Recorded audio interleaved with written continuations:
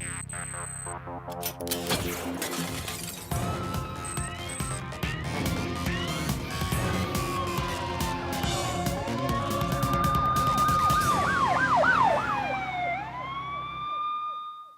Number आपका स्वागत करता है। मैं हूं माधव तिवारी। हर अपराधी के लिए अपराध करना जितना आसान है उतना ही मुश्किल है जुर्म को छुपाना भी, क्योंकि मशहूर है कहावत कि गुनाह और गुनहगार कभी छुप नहीं सकते। एक नजर हमेशा उन पर टिकी है और वो है 100 नंबर, जिसकी पकड़ से कोई भी क्रिमिनल बच नहीं सकता। और आज समाज के वही दुश्मन 100 नंबर के टारगेट पर हैं।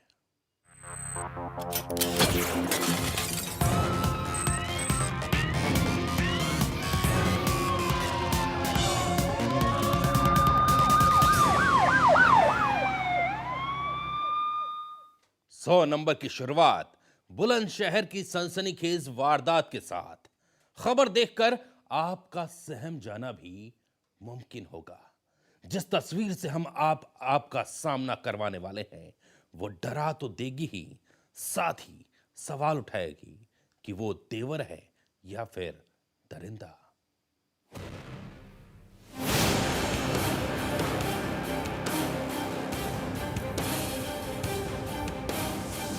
अपनी नजर को टीवी स्क्रीन पर जरा थाम लीजिए और गौर से देखिए ये तस्वीर।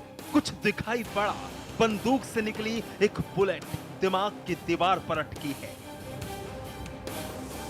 और जान जोखिम में है। सच मानिए, कलेजा चाहिए इस तस्वीर से रूबरू होने के लिए। आम इंसान तो देखकर ही डर जाए, क्या किया जाए, तस्वीर ही इतनी भयावह है।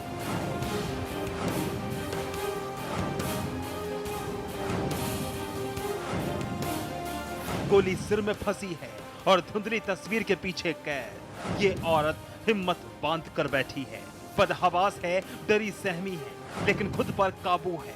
बदहवासी और घबराहट को अपने ऊपर हावी नहीं होने दे रही। पता है कि अगर हिम्मत का हाथ छोड़ा तो नहोनी अपने आगोश में ले सकती है।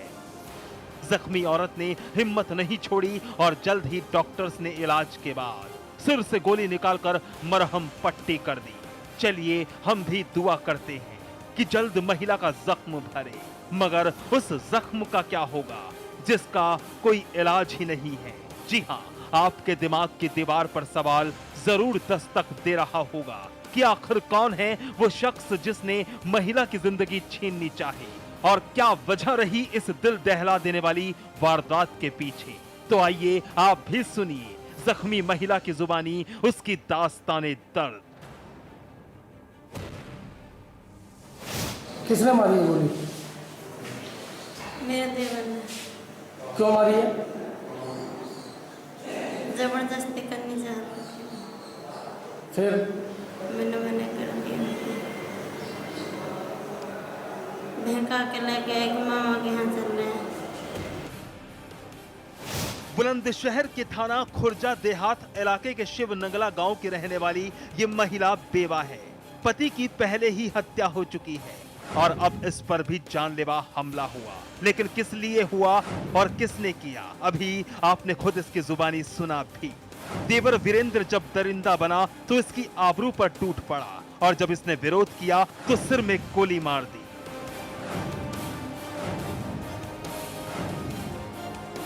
पीड़ित महिला की माने तो 19 जुलाई की रात देवर वीरेंद्र ने मामा के यहाँ चलने की बात कही।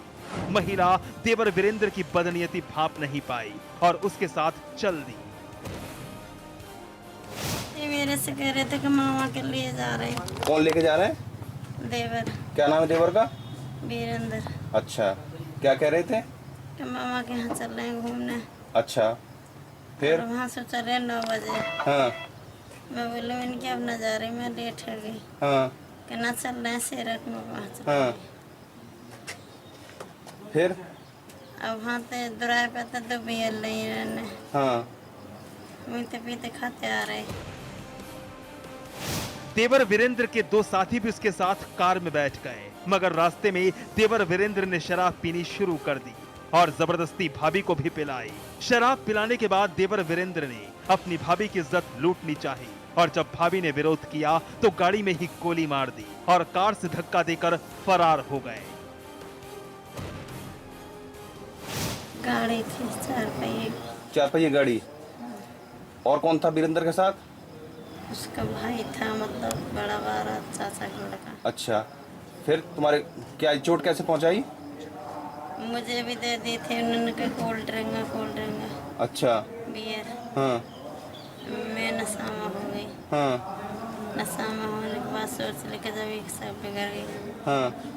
तो धक्का मार दिया मेरे में से गाने में। अच्छा, धक्का मार दिया तुम्हारे। पीड़ित महिला 20 जुलाई की सुबह खून से लथपथ अपने गांव पहुंची और सारी आप बीती सुनाई।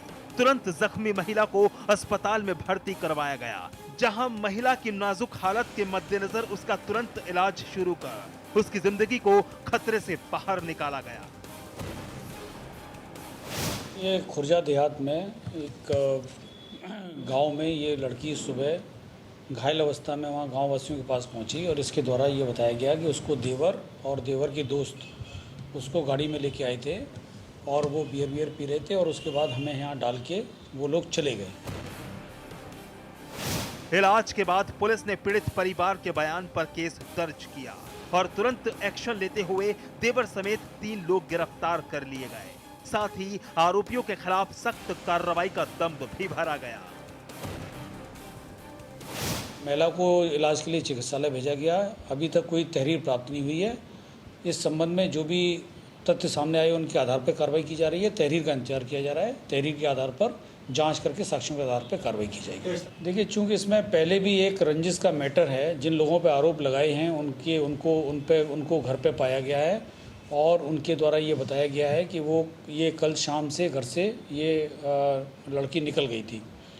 तो इस आधार पर इसमें गहराई से जांच किए जाने की आवश्यकता है कि मामला क्या है। जांच में जैसा मामला पाया जाएगा उसके हिसाब से कार्रवाई की जाएगी। पति की हत्या से पीड़ित महिला पहले ही बेबसी के दिन गुजार रही थी।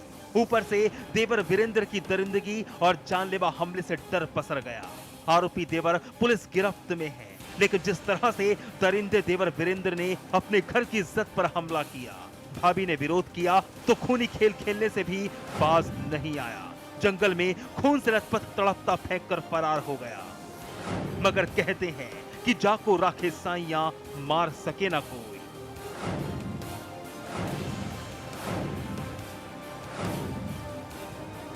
मोहित कौमत, बुलंदशहर, नेशनल वॉइस। दरिंदे देवर ने भाभी की इज्जत पर हाथ डाला और जब महिला ने विरोध किया तो गोली मार दी। ये काम किसी देवर का नहीं बल्कि कोई दरिंदा ही इसको अंजाम दे सकता है। हमारी अगली खबर भी बुलंदशहर से ताल्लुक रखती है, लेकिन हत्या, बलात्कार या फिर डकैती की नहीं बल्कि एक शातिर हसीना की शातिरी को बयां करती है। आप भी मिल लीजिए हुस्न और अपराध की उस मल्लिका से।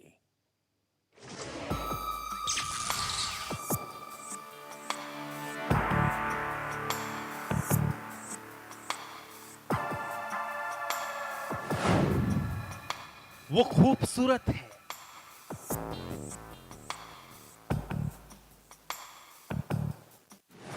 वो बेहद हसीन है,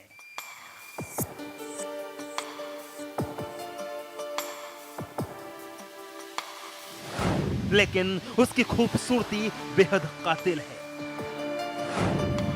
खूबसूरती ही उसका हथियार है। जिस पर चला दिया वो लुट गया।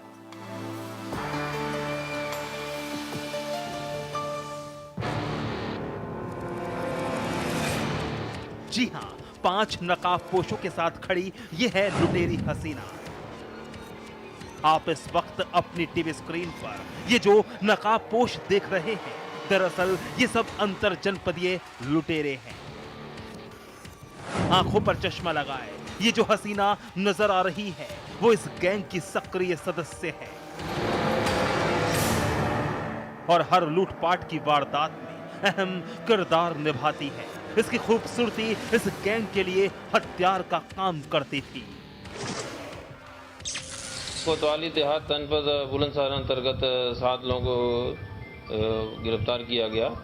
गिरफ्तारी के बाद इनसे पूछताछ में पता चला कि इन्होंने एक आल्टो कार छीनी हुई थी खुर्जा देहात में, वो इन्होंने छीना था। उसके साथ साथ इन्होंने मोटरसाइकिलें छीनी थी।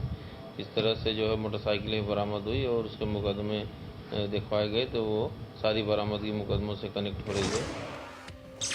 दरअसल इस गैंग के शिकार अक्सर गाड़ी वाले होते थे। गाड़ियों को लूटना ही इस गैंग का पेशा था। लूट का पूरा ताना बाना लुटेरी हसीना उर्फ गोरी ही बुनती थी। लड़की होने की वजह से लोग उस पर यकीन कर लेते थे। किसी को भी इसके खौफनाक मंसूबे की भनक नहीं लगती थी। इस साथ इस महिला का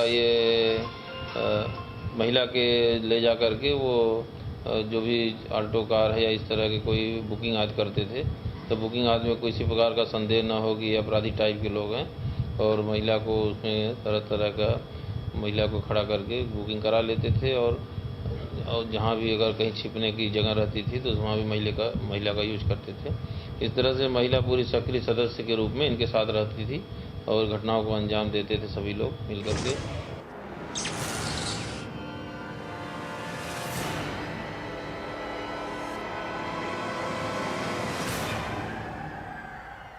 इसी का फायदा उठाकर ये लुटेरी हसीना किसी भी शहर से दूसरे शहर जाने के लिए गाड़ी किराए पर लेती थी और फिर रास्ते में सुनसान जगह देखकर पहले से घात लगाए अपने साथियों के साथ ड्राइवर को डरा धमकाकर लूट को अंजाम देती थी।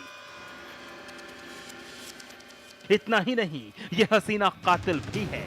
इतनी बेरहम की मुश्किल वक्त में अपने स्कार्फ से ड्राइवर का गला घोटने से भी परहेज नहीं करती थी। सर हमने रास्ते में से गाड़ी ले ली। मैडम जो हमारे साथ हैं लेडीज, उन्होंने उसके गले में चुन्नी गिर दी थी। जी सर। तो कैसे कैसे प्रोग्राम मनाते कहाँ से कैसे? जी बस से गए थे हम दिल्ली, फिर पल्लंग से गाड़ी बुक करके लाए थे, फिर वो गाड़ी ले ली फिर रास्ते में। कितनी बार कर चुके हैं घटना? 4 बार। जी ये महिला इनका क्या रोल है? जी इन्होंने उसके गले में चुन्नी गिरी थी ड्राइवर के। क्या करते थे ये सर इनसे हमारी दूसरी मुलाकात हुई थी, एक बार अलीगढ़ मिली थी हमें, और एक अफसर ये कॉल करने में काम करते हैं। कैसे लूटा था सर इन्होंने उसके गले में चुन्नी गिर दी थी सर, से वो बंदा पीछे को आ गया बिना कुछ बोले, तो सर हम गाड़ी लेकर आ गए।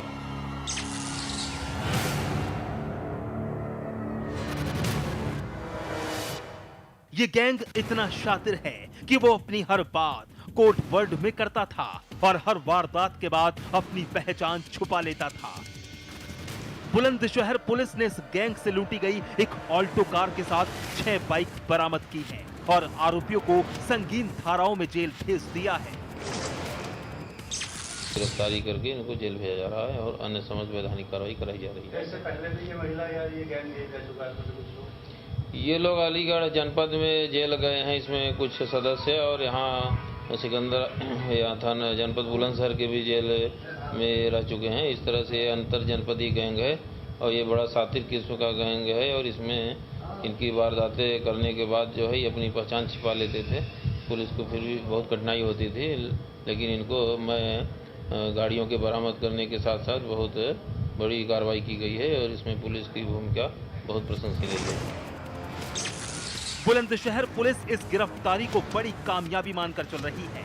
पुलिस ने लुटेरों के साथ उस लुटेरी हसीना को भी गिरफ्तार किया है जो अपनी लड़की होने का फायदा उठाकर गाड़ी चालकों को अपना शिकार बनाती थी। अब वक्त है आपके लिए भी सतर्क हो जाने का, क्योंकि ऐसी और भी कई लुटेरी हसीनाएं सड़कों पर घूम रही हैं।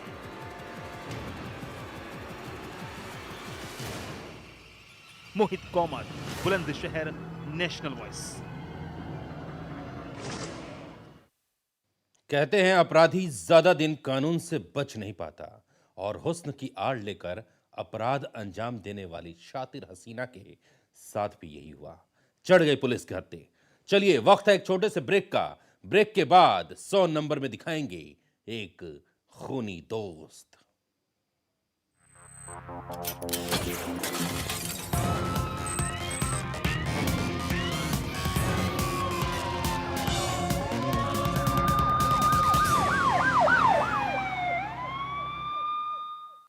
ब्रेक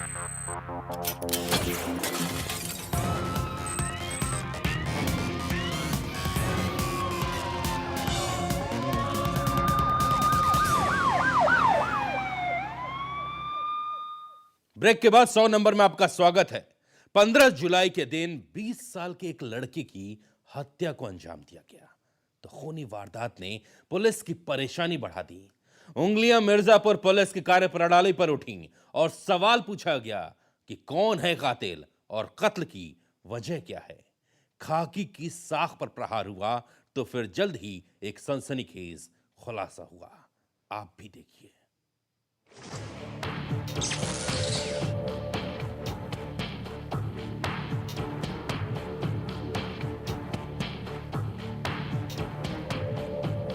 दोस्ती जिक्र शब्द का कई तरह से होता है। भरोसे के लिए, कुर्बानी के लिए, एक रिश्ते के लिए, दर्द बांटने के लिए, अंधे विश्वास के लिए भी। लेकिन जरा से विवाद में क्या कोई दोस्त अपने दोस्त की जान ले सकता है? जरा से विवाद के चलते क्या कोई दोस्त अपने दोस्त को मौत के घाट उतार सकता है? क्या किसी भी विवाद के आगे किसी की जिंदगी छीन लेना जायज ठहराया जा सकता है? कतई नहीं। और इसलिए ये तीनों आदमी अपना चेहरा छुपाए खड़े हैं और जुर्म कबूल कर रहे हैं। लेकिन सवाल तो अब इस मृतक घर के परिवार का है, जो पूरी तरह से टूट चुका है। लड़का मेरा उठ के गया, दोबारा घर में आया नहीं। हमारे पति आए, पूछे हमसे क्या कहाँ गया सनी, तो हम कहाँ से बता के नहीं गया है। खोदना चालू किए। अच्छा, सुपर 5 बजे गायब, रात बीत गई। शनिचर को शाम दिन बीत गया, पूरा नहीं पता चला मेरे लड़के को। शनिचर को शाम 5:30 बजे से उसकी लाश की पता चली। एक माँ का ही नहीं, पूरे परिवार का दर्द ऐसा ही है। दोस्तों के भरोसे अपने बेटे को घर से बाहर भेजा था, लेकिन जब वही दोस्त उनके बेटे को मार दे तो सोचिए जरा क्या गुजरती होगी परिवार पर, क्या गुजरती होगी एक पिता पर, उस पिता पर जिसने उनके भरोसे अपने बेटे को उनके साथ जाने दिया था। लेकिन उसे क्या पता था कि वो उसे मौत के घाट उतार देंगे, और वो भी एक छोटे से विवाद को लेकर। चेहरा ढके खड़े ये 3 युवक जो कल तक खुद को मृतक का दोस्त कहते थे, आज उसकी इस लाश के जिम्मेदार हैं। सोचिए जरा, क्या करे एक पिता जिसके बुढ़ापे की लाठी टूट जाए, वो सिवाय रोने के अब और क्या कर सकता है? 3 लोगों का नाम खुला था, कहीं से पता लगा था तो 3 लोगों का दिए हैं और उन लोगों को उठा ली है पुलिस। लेकिन अभी पता चल रहा है कि बहुत से लोग हैं, इसमें 2-3 आदमी और हैं, जो है एक लेडीज, एक लड़की भी है उसके उन लोगों के साथ। और हमें तो पुलिस से बहुत भरोसा है, कानून से बहुत भरोसा है। दरअसल वाकया कटरा कोतवाली के हतिया फाटक मोहल्ले का है, जहां बीते शनिवार की शाम शमशेर सनी को उसके घर से बुला कर ले गया। रास्ते में दीपू और विजय मिले। चारों दोस्त स्थानीय थाना क्षेत्र के छोटी वेलवेट नदी किनारे पहुंचे। सनी के साथ शमशेर ने शराब व खाने का सामान खरीदा। चारों दोस्तों ने छक्कर शराब पी। इसके बाद किसी बात को लेकर उनमें कहासुनी हो गई। कहासुनी इतनी बढ़ गई कि नाराज दोस्तों ने सनी को पकड़कर उसका गला दबाना शुरू कर दिया और उसे जान से मार डाला। मारने के बाद उसके शव को वहीं नदी से लगे नाले में फेंककर वो वापस आ गए। 24 घंटे बाद मृतक के पिता को नाले में एक शव की सूचना मिली। घटना स्थल पर पहुंचने के बाद बेटे का शव पाकर परिजनों ने उसके दोस्तों के खिलाफ नामजद रिपोर्ट करवाई। जांच में लगी पुलिस ने जब हत्या में शामिल लोगों को उठाकर पूछा, तब एक के बाद एक कड़ी खुलती चली गई। लड़की का प्रेम प्रसंग वाला कोई मामला नहीं है। कोई लड़की है, उसके साथ ये सनी यादव का सनी सोनकर का नाम जुड़ा है, लेकिन उस लड़की को लेके इन तीनों में कोई विवाद नहीं है। ये लड़की का और ये सब, ये तो इसको अलग बात है, नहीं है। ये बैठे हैं एंटेंडम, इनका कोई झगड़ा आपस में वाद विवाद हुआ है शराब पीने के बाद, और इनको भी उम्मीद है कि थ्रॉटनिंग आई है, मतलब हाथ से इन्होंने गला दबा दिया उसका। अब मृतक के पिता का कहना है कि उसके बेटे की हत्या में तीनों के साथ साथ अन्य भी कई लोग शामिल थे और पुलिस ने इन तीनों की गिरफ्तारी कर न्याय की पूरी उम्मीद दी है। अब देखना यह है कि अगर मृतक के पिता के आरोप सही हैं, तो अब खाकी बाकी के आरोपियों को कब तक पकड़ पाती है। Neeraj Kumar Singh, Mirzapur, national voice. एक बेवा औरत दवाई लेने के लिए अपने घर से बाहर निकली और फिर वापस घर नहीं लौटी। महिला के मासूम बच्चे अपनी मां के लिए परेशान हुए, काफी तलाश की, लेकिन कोई अता पता नहीं चला। लेकिन जब 20 जुलाई की सुबह ने दस्तक दी तो हर तरफ हड़कंप मच गया।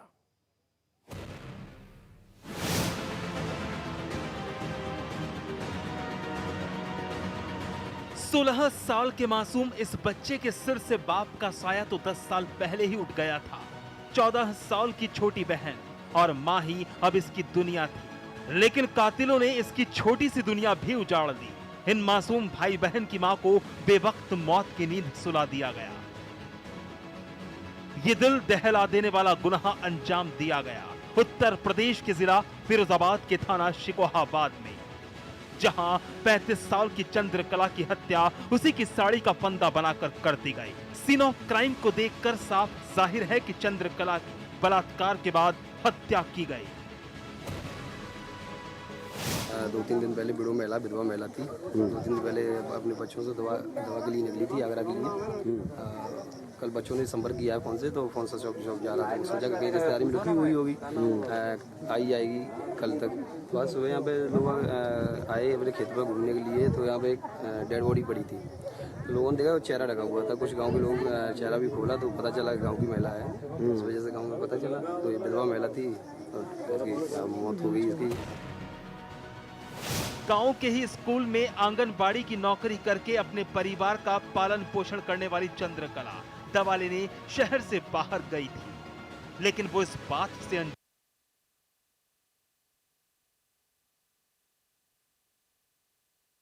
थी कि ये सफर उसकी जिंदगी का आखिरी सफर साबित होगा।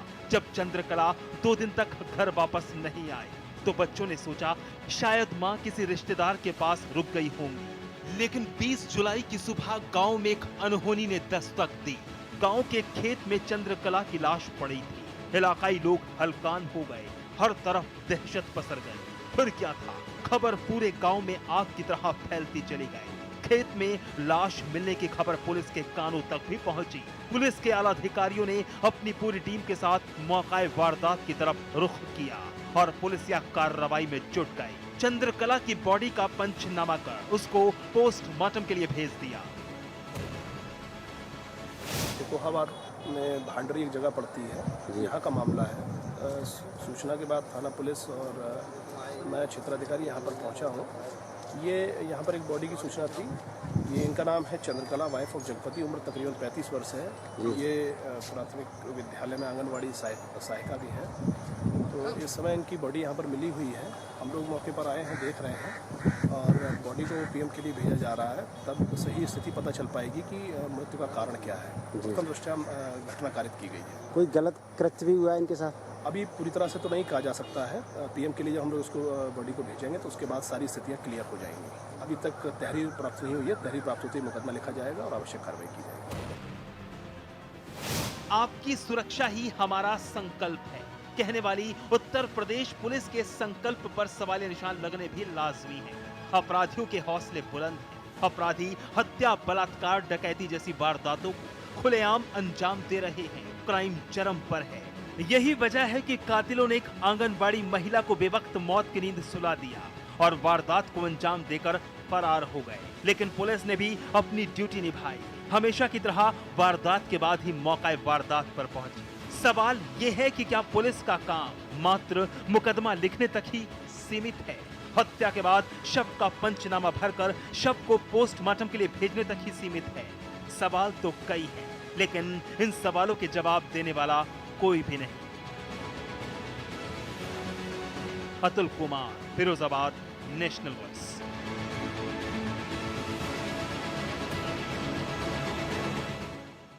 सौ नंबर में आज बस इतना ही। कल फिर खुलेगी गुनाह की एक और डायरी और 100 नंबर पर होगा उसका हिसाब किताब। दीजिए इजाजत। नमस्कार, जय हिंद।